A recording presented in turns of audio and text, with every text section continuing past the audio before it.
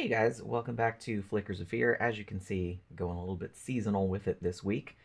So, as you guys likely know, holiday slashers. Dime a dozen, right? There's a whole bunch of them. I kind of feel like some holidays, though, end up sort of getting the short shrift. There's a lot of Christmas slashers, a lot of Halloween slashers, even a couple of Valentine's Day slashers. But, when was the last time you saw like an Easter slasher, for example? I mean, other than maybe The Passion of the Christ or something like that? And I kind of feel like Thanksgiving is another one of those special occasions that seems like it would be ripe for just a slasher extravaganza. There's a lot of shit you can work with there. But surprisingly, gonna say Thanksgiving a little bit dry in the horror film department. I'm sure you saw what I did there. We've talked about a couple of them before, like Blood Rage from 1987, which is actually set on Thanksgiving but doesn't really have anything to do with the holiday itself. Then there's the Thanksgiving movies, which we reviewed previously. There's actually a Hulu Into the Dark movie from 2019 called Pilgrim, which I actually reviewed, I think, on this series like last year or the year before. I don't really remember.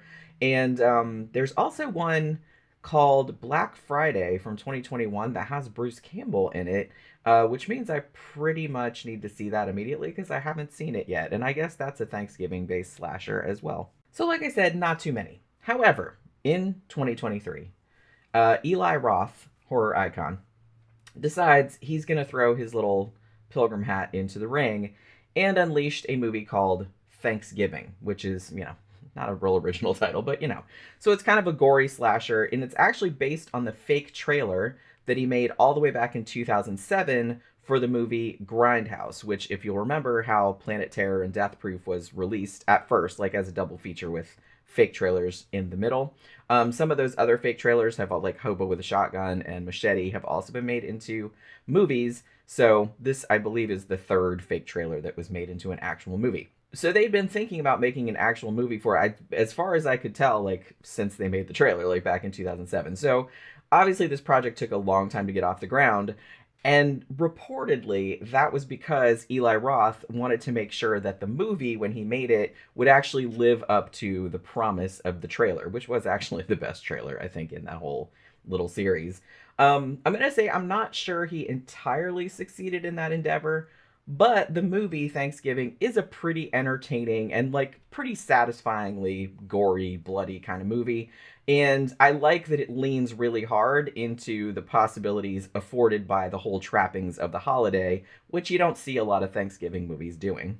So the story is set in Plymouth, Massachusetts, which is kind of a town that's, it's a real place, but they're kind of like they're saying that it's based like super around Thanksgiving. They have a big parade and everything like that.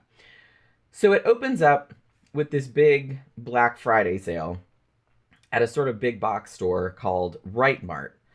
Now, the guy who owns the place, whose name is Thomas Wright, had, up to now, like previously closed the store on Thanksgiving, as most stores do.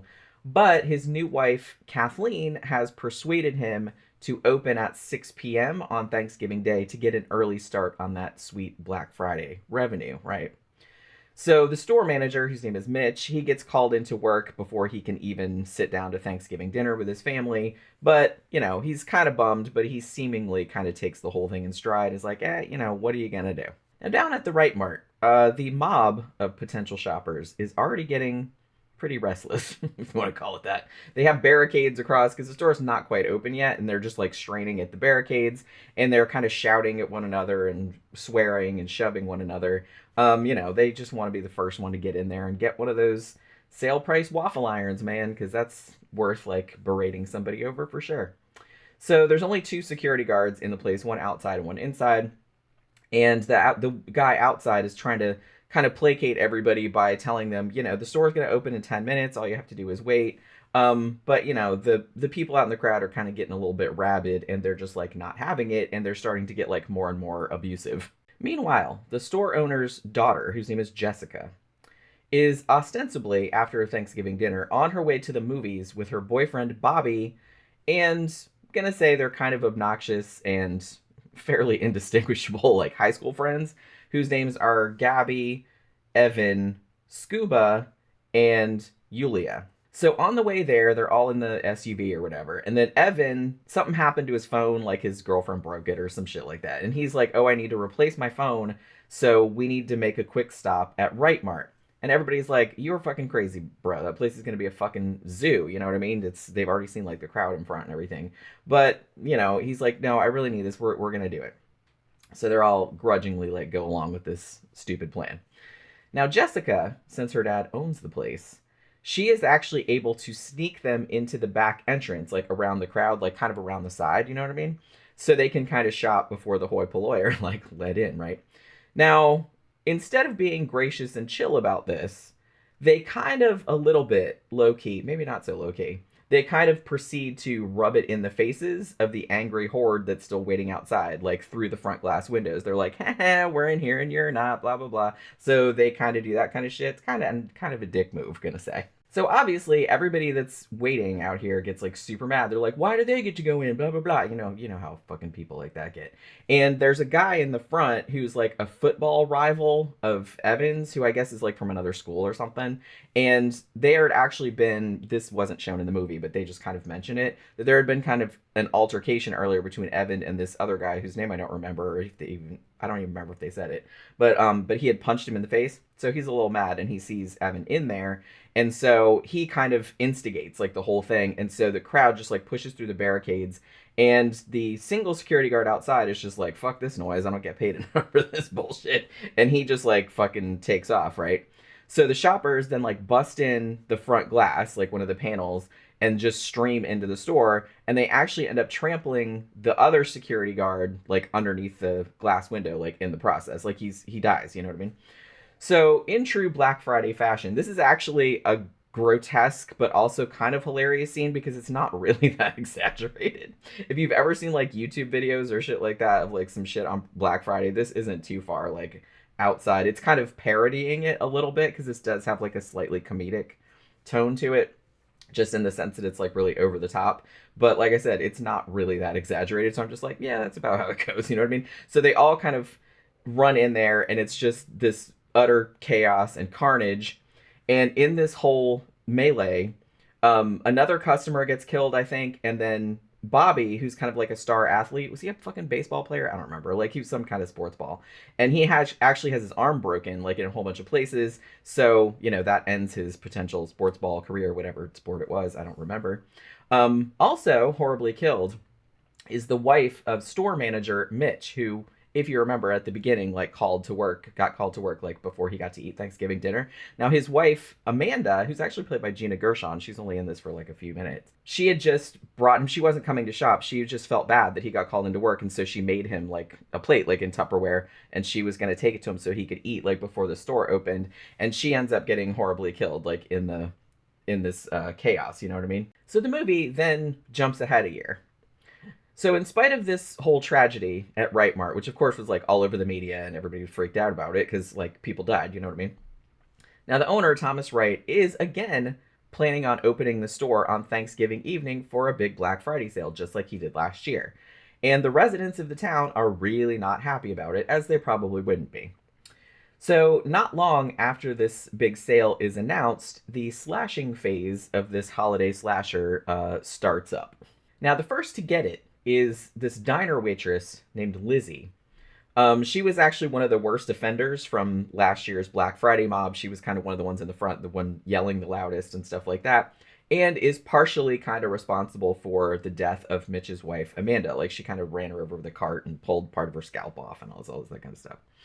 So this woman is pursued through the diner and kind of outside, and she eventually gets cut in half by a dumpster lid. And it's a pretty hilarious, I mean, it's pretty gruesome, but it's like also kind of funny. Like it's sort of played for laughs. So yeah, she gets cut in half by a dumpster lid. Like her front half goes in the dumpster and her legs are just kind of sticking out. It's like pretty funny. So the killer is actually dressed as a pilgrim and is wearing a mask, which is based on a real historical figure named John Carver, who's actually the guy he came over on the Mayflower and is credited with writing the Mayflower Compact. So there's some history. You never knew you were going to learn that was like in a fucking horror movie review, did you? But that's who it is. And that's it. I guess the guy was, this is Plymouth, Massachusetts, so there's a statue of him in the middle of town, and like on Thanksgiving they always give out the masks at the diner and shit like that. So that's kind of another aspect of it, is that even though the killer is wearing this mask, they give these masks out to everybody, so other people are wearing them like throughout the course of the movie, so you don't exactly know who the killer is. So what he does, like after he basically like hits the dumpster with a car, and then like she gets sliced in half or whatever, and then he leaves her lower half like perched very visibly like on the Right Mart sign, which is like on the front of the building. Now the upper half of Lizzie's body is nowhere to be found. We find out what happened to it later, but at the moment, like, we don't know where it is. Now, the authorities, including the main sheriff, whose name is Eric Newton, who's actually played by Patrick Dempsey, probably the biggest star in this, I would imagine, they pretty quickly figure out that this John Carver killer is targeting the people specifically that were involved in the Black Friday tragedy the year before. And this suspicion is confirmed when Jessica and all her friends, who, like I said, them appearing in the store was kind of the thing that made the people push through the barricades because they saw that they were in there before them. So her and all her friends start getting these kind of troubling shout outs on social media. Like the first ones are just kind of ominous. Like it's just like a Thanksgiving table with their little name cards next to it. And it's from an account called John Carver. But as it goes on, like they get more and more gruesome, like with body parts in them and stuff like that. And they keep getting tagged. So obviously this John Carver killer is hinting that they're all on the shit list and that they're going to be next. So as the story goes on, you kind of have the standard slasher tropes. There's lots of red herrings as to who the killer might be. It could be Bobby, Jessica's boyfriend, since his whole promising sports ball career was ruined by the incident because his arm was all fucked up. And he actually, after the incident, he left town and like nobody knew where he was for like a year. And then he just came back right before the, before the killing started happening. Or it could be this guy named Ryan, who's kind of I don't want to say he's like geeky or nerdy, but he's like a little bit more nerdy than the other jock type characters. And he's been in love with Jessica for ages. And actually, as soon as Bobby left, like after the incident a year before, he kind of swooped in to claim her, you know what I mean? And so they're going out now. There's also like a new cop that just came to town. There's also Mitch, whose wife was killed and was obviously like, really torn up about it. So he could be the killer. I mean, I won't spoil who the killer is. I will admit that I didn't guess who it was. So like I guessed, but it was wrong. So make of that what you will. Also in this movie, I feel like the kills are super, super fun. I mean, it's not the goriest thing I've ever seen, but it's like, they're just fun. Like the way they're done is like pretty fun. There's like a cheerleader that gets repeatedly knifed in various parts of her anatomy while she's jumping on a trampoline. Like first it gets her foot, which is really fucked up. And then like she keeps falling on it and it keeps poking her in different places, which I thought that was kind of entertaining. There's a woman who gets disemboweled by a table saw. There's a dude in a turkey costume, like in the parade, like getting beheaded with an axe. Another dude gets his head just completely annihilated with like a meat tenderizer thing. And and a woman gets cooked alive and served like a Thanksgiving turkey, like with her legs up and everything like that. So that was a nice festive touch, I thought. She also gets fed to her husband. So it all wraps up with this big, explosive, literally, confrontation. And it leaves just enough ambiguity to suggest that there will probably be a sequel. And checking the Wikipedia page, yes, it does look like there's going to be a follow-up to this in 2025. At least that's what it says on there. I don't know if it'll come out or not, but, stay tuned. Because that's what I figured at the ending. I was like, I think they're going to... It wasn't super, super obvious, but it's kind of obvious. If you know anything about slasher tropes, I'm like, oh, they're totally going to set up a sequel for this. And they did. I really like the end credits. They're very visually cool. They're kind of red with like it's not like a comic book aesthetic, but similar. And the end tune is actually the Misfits, Where Eagles Dare, which I thought was kind of awesome. I was like, I don't know what this song has to do with Thanksgiving, but I mean, that song always kind of brings back happy memories of my misspent youth. So I'm not too mad at it, even though it doesn't have anything to do with the holiday, I guess. So yeah, as I mentioned, this is a very fun, very, very Thanksgiving heavy movie. Has some great gore gags in it. Some real funny, like, black humor in places. The characters are largely pretty annoying, like, especially, like, the high school kids. But on the plus side, you do get to see them killed, most of them, like in pretty horrible ways. So that's, that's a point in its favor. I'm going to say the mystery of the killer's identity was also pretty decently constructed because, like I said, I didn't guess who it was. There's like lots of potential suspects, and a lot of the townsfolk actually have a motive, like for the murders, because so many people were involved in the tragedy. I'm not sure if the movie like completely hung together for me. Like some of the humor fell slightly flat, but overall, I think this was like a pretty fun, very engaging slasher. Had a cool looking villain. I really liked the whole pilgrim thing with the mask and everything. Had some really good practical gore effects. And I like that it was committed to being as Thanksgiving heavy, like I said, as possible. Kind of, like I said, using the holiday and using all aspects of it, like, and just really pushing it. And I really, really liked that aspect of it.